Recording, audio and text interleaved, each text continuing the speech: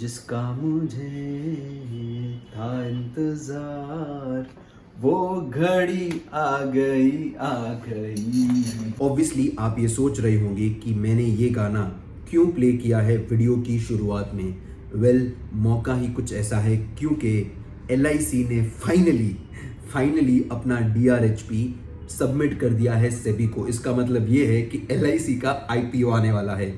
अभी इंडिया में आप जहां भी जाओगे LIC की बातें ही हो रही, और ऑब्वियसली होना लाजमी है बिकॉज LIC एक बहुत ही बड़ा ब्रांड है अपने आप में। It's a big brand. इतना बड़ा ब्रांड क्यों है, आपके पास ये क्वेश्चन भी आना चाहिए। आप समझिए LIC के करीबन 2 लाख एम्प्लॉइज है, करीबन 15 लाख एजेंट्स है।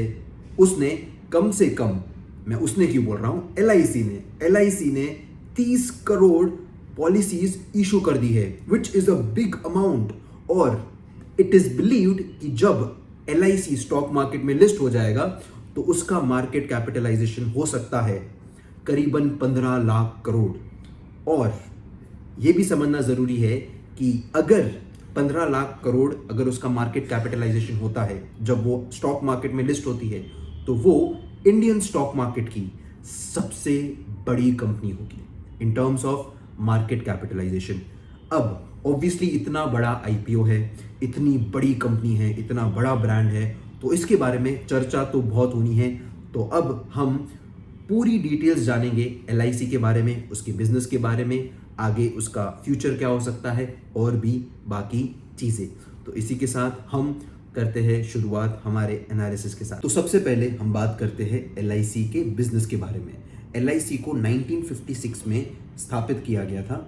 गवर्नमेंट ने जितनी भी इंश्योरेंस कंपनीज थी इंडिया में 1956 के अंदर, करीबन 250 कंपनियां थी ऐसी, उन सबको मर्ज करके एक कंपनी बनाई, LIC, life insurance corporation of India, जिसका एम यही था कि इंश्योरेंस की सुविधा भारत के हर कोने तक पहुंचनी चाहिए। और इसी कारण से until 2000 LIC had the monopoly in the insurance business। इसका मतलब ये है कि LIC के पास 100% मार्केट शेयर था इंश्योरेंस के बिजनेस के अंदर। लेकिन वर्ष 2000 के बाद बहुत सी प्राइवेट कंपनीज भी इंश्योरेंस सेक्टर के अंदर एंटर हुई है, और इसकी वजह से आज LIC का जो मार्केट शेयर है from 100% it has come down to 65%। और अगर हम बात करें पिछले 7-8 सालों की, तो ये शेयर जो 2014 में 75% था, आज वो 65% आ गया है। इसका मतलब करीबन पिछले 7-8 साल के अंदर LIC का जो मार्केट शेयर था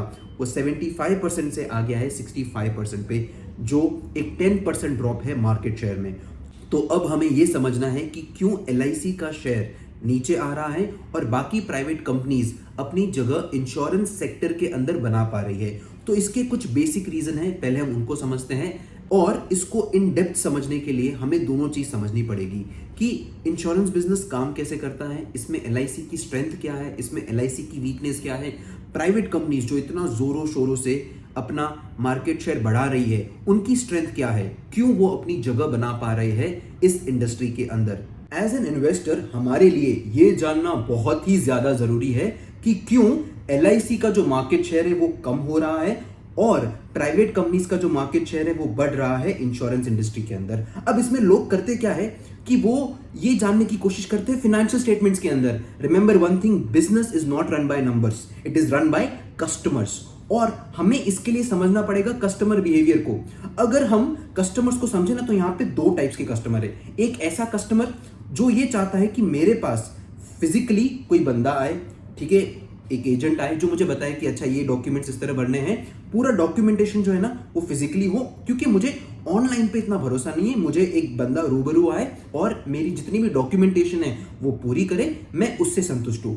और वहीं पे एक सेकेंड टाइप ऑफ कस्टमर है, वो क्या करता है, वो ये चाहता है कि यार आजकल तो सब सुविधाएं ऑनलाइन है, बैंक अकाउंट भी ऑनलाइन खुल जाता है, डीमैट अकाउंट भी ऑनलाइन खुल जाता है, तो क्यों ना मैं मेरी जो पॉलिसी है वो भी मैं ऑनलाइन ले लूं। और वो काफी कंफर्टेबल है, जितनी भी डॉक्यूमेंटेशन है वो आधे घंटे में पूरी कर लेगा। जहां पे हम भी जानते हैं कि अगर कोई फिजिकली हमारी डॉक्यूमेंटेशन करने आ रहा है तो वो 2-3 बार तो आपको परेशान करेगा ही करेगा। तो ये 2 टाइप के अलग अलग कस्टमर है। अभी कस्टमर आते कहां से? पहले टाइप के जो कस्टमर है ना, जिन्हें फिजिकली सर्विस चाहिए, वो आते हैं यूजुअली टायर 3 सिटीज से, जहां पे लोगों को इंटरनेट से इतना लगाव नहीं है और ना वो इतने कंफर्टेबल है डॉक्यूमेंटेशन और ये सब इंटरनेट से कर ले, ठीक है, उनको चाहिए अच्छी सर्विस और वो अच्छी सर्विस के लिए ज्यादा पे करने के लिए रेडी है। अब मैंने आपसे क्या बात की, यहां पे फिजिकल सर्विस जरूरी है और फिजिकल सर्विस के लिए क्या चाहिए, एक बहुत ही तगड़ा डिस्ट्रीब्यूशन नेटवर्क। और हमने स्टार्टिंग में बात की थी कि एलआईसी के पास कम से कम 15 लाख एलआईसी एजेंट्स है और ये एजेंट्स यही काम करते हैं एलआईसी का कि इंडिया के हर कोने में हर एक के पास इंश्योरेंस की सुविधा पहुंचनी चाहिए। और इसीलिए एलआईसी के पास एक बहुत बड़ा फिजिकल नेटवर्क है और इस फिजिकल नेटवर्क के साथ आती है बहुत ही बड़ी कॉस्टिंग। और वो कॉस्टिंग की वजह से अगर आप कोई टर्म इंश्योरेंस एलआईसी से लोगे ना तो उसकी कॉस्टिंग ज्यादा होगी, ठीक है, कंपेयर टू प्राइवेट कंपनीज। तो मैं अगर आपको बताऊं तो अच्छा खासा डिफरेंस है, ठीक है ना। मैं उस डिफरेंस की इन डिटेल बात नहीं करूंगा क्योंकि हम बात कर रहे हैं प्राइस बिहेवियर की। और जब हम बात करते हैं प्राइस बिहेवियर की तो आपको समझना है, अगर कहीं पे कॉस्टिंग कम है तो सबसे पहले आदमी अपना पैसा बचाना चाहता है तो वो क्या करेगा, वो प्राइवेट कंपनी के पास जाएगा, वहां से वो इंश्योरेंस लेगा। और प्राइवेट कंपनीज की कॉस्टिंग क्यों कम है, क्योंकि वो जो सर्विस दे रहे हैं ना वो इंटरनेट के ऊपर दे रहे हैं, तो उनकी जो टेक्नोलॉजी है ना वो बहुत स्ट्रांग है। और आप एक बात समझ लीजिए कि जिसके पास टेक्नोलॉजी है ना उसकी कॉस्टिंग कम होगी। क्यों? क्योंकि उसे फिजिकल मैन पावर बहुत ही कम लगने वाला है। तो ये एक डिफरेंस आ जाता है कॉस्टिंग का, ठीक है। और इस कॉस्टिंग के कारण ही, इस मार्केट स्ट्रक्चर के कारण ही एलआईसी का जो फोकस रहता है वो रहता है टायर 2 टायर 3 सिटीज में, और जो प्राइवेट कंपनीज है ना वो ज्यादा फोकस करती है टायर 1 सिटीज में जहां पे लोग एक्चुअली इंटरनेट से काफी वाकिफ है, ठीक है। अब हम ये समझते हैं कि अगर एलआईसी की कॉस्टिंग ज्यादा है when it comes to the policies, premiums की अगर हम बात करें तो, और अगर प्राइवेट कंपनीज की कम है तो भी लोग एलआईसी के पास क्यों जाते हैं? क्या आप, ये क्वेश्चन आपके दिमाग में आना चाहिए। अगर आपके पास ये क्वेश्चन आ गया है तो मैं इसका अभी आपको जवाब दे देता हूं। सबसे इंपॉर्टेंट चीज है ट्रस्ट। जब हम पैसे की बात करते हैं ना, एंड स्पेशली जब हम एक क्लेम की बात कर रहे हैं, एक पॉलिसी के क्लेम की बात कर रहे हैं, उसमें जो पैसा इन्वॉल्व है ना उससे किसी का भी लगाव ज्यादा होता है, ठीक है। और उसमें लोगों को चाहिए ट्रस्ट, और उस ट्रस्ट के लिए लोग ज्यादा पे करने के लिए तैयार है। अभी भी लोगों के दिमाग में एक धारणा यही है कि यार अगर एक प्राइवेट इंश्योरेंस कंपनी है तो वो शायद मेरा क्लेम सेटल ना करे मुझे वो, और अगर वो प्राइवेट इंश्योरेंस कंपनी अगर उड़ गई तो मुझे कौन तो उस कंपनी को कौन बैक करेगा। When it comes to LIC तो ये गवर्नमेंट बैक कंपनी है, तो अगर ये उड़ भी जाती है, which is not going to happen, ठीक है, जो होने वाला नहीं है, लेकिन अगर उड़ भी जाए तो गवर्नमेंट है, तो अगर उड़ भी गई तो आपका पैसा सेफ है बिकॉज गवर्नमेंट उस चीज को हैंडल कर लेगी। ये प्राइवेट इंश्योरेंस कंपनीज के अंदर नहीं है और इससे हमें अग्री करना पड़ेगा। तो जो लोग ट्रस्ट पे बहुत ज्यादा बिलीव करते हैं, ठीक है, जिनके लिए ट्रस्ट एक बहुत ही बड़ा फैक्टर है, वो ऑब्वियसली अभी भी एलआईसी को प्रेफर करेंगे। तो क्या इसका मतलब ये है कि जो प्राइवेट कंपनीज है हमें उन पे ट्रस्ट नहीं करना चाहिए? बिल्कुल गलत, ऐसा नहीं है। प्राइवेट कंपनीज का भी खुद का एक बहुत ही स्ट्रॉन्ग रेगुलेशन है जो आईआरडीए द्वारा पूरा डॉक्यूमेंटेड है, ठीक है। बहुत सी चीजें होती है, इसमें बहुत टेक्निकल वर्ड्स है, मैं आपको उसमें लेना नहीं चाहता हूं।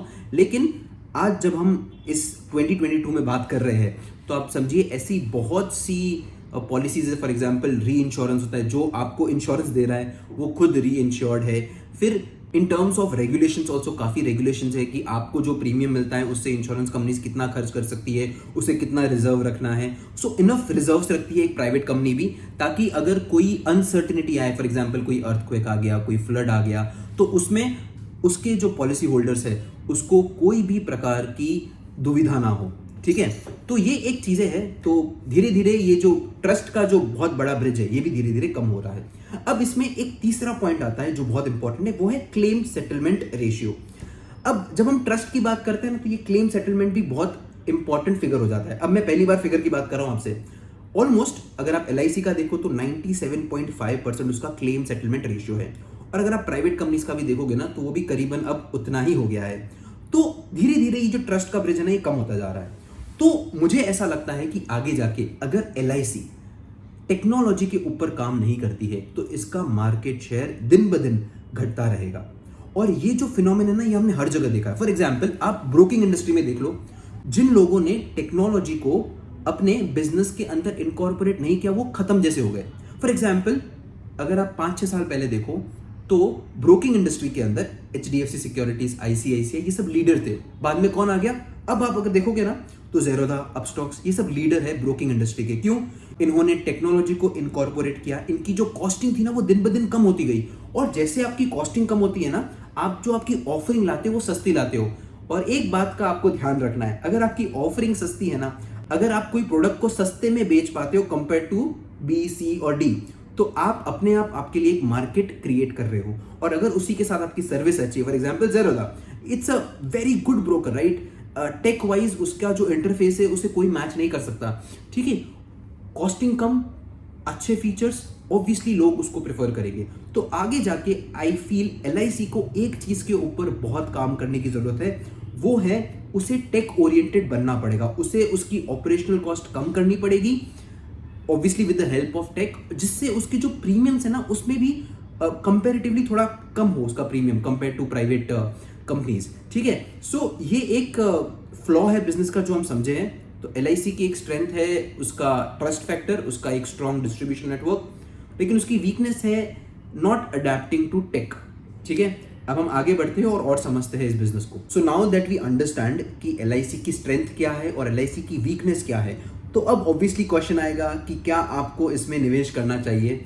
अब आपको एक बात समझना चाहिए कि अगर कोई भी आईपीओ में निवेश करता है तो वो दो पर्पस के लिए करता है। एक करता है वो लिस्टिंग गेन्स के लिए और एक करता है लॉन्ग टर्म इन्वेस्टमेंट के लिए, ठीक है?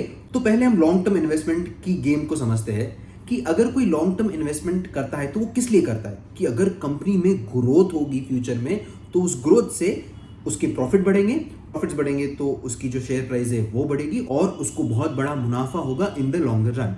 तो क्या आपको लगता है एलआईसी ग्रो कर पाएगी? आप अपने आप को एज अ कस्टमर सोचिए कि आप क्या इन द लॉन्गर रन ये प्रेफर करोगे कि यार सर्विस कम है, अगर मैं 2 करोड़ की टर्म पॉलिसी लेता हूँ या मैं 4 करोड़ की टर्म पॉलिसी लेता हूँ या मैं 6 करोड़ की टर्म पॉलिसी लेता हूँ या मैं 1 करोड़ की टर्म पॉलिसी लेता हूँ, जो प्रीमियम मैं एलआईसी को दे रहा हूँ और जो प्रीमियम मैं एक प्राइवेट कंपनी को दे रहा हूँ उसमें काफ़ी डिफरेंस है। और क्योंकि ये एजेंट की थ्रू ये बिजनेस रन हो रहा है तो आप बिलीव नहीं करोगे कि एलआईसी के अंदर जो पहली बार प्रीमियम आप पे करते हो ना उसका ऑलमोस्ट 25-30% वो एजेंट ले जाता है और उसके बाद आप हर साल जो प्रीमियम दोगे उसका भी कुछ 5 to 7% चला जाता है एक एलआईसी एजेंट को। तो इसकी वजह से कॉस्टिंग काफ़ी बढ़ती है।